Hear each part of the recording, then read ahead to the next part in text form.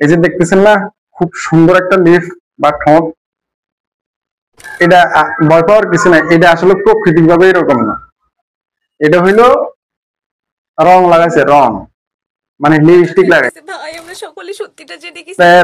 লিপস্টিকের যে লাল কালারটা আছে না, লাল লালের বিভিন্ন যে কালারটা আছে না, এই কালারের সংখ্যা হচ্ছে 27টা।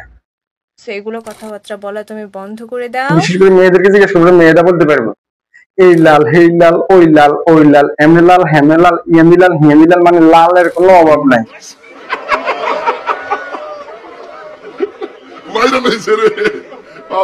অভাব নাই।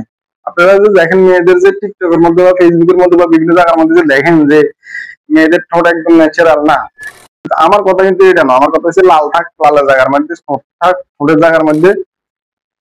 এই যে তোমরা মেয়েরা এই যে লিপস্টিক গুলা দিয়া এই যে ঠোঁটটার যে রঙায় বাইরে, এটা তো ন্যাচারাল না, এটা তো ফেক, এটা তো অরিজিনাল না, এটা তো 2 নম্বর ঠোঁট কালার আর কি ঠোঁটের।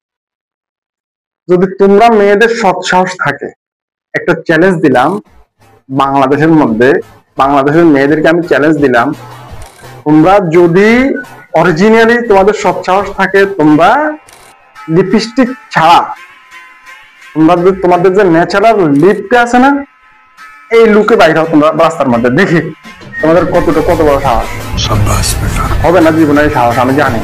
চ্যালেঞ্জ করলাম, যদি সেই সাহস হতো তাহলে লিপস্টিক 27 কালার লাল রঙের থাকতো না। এটা সম্ভব না,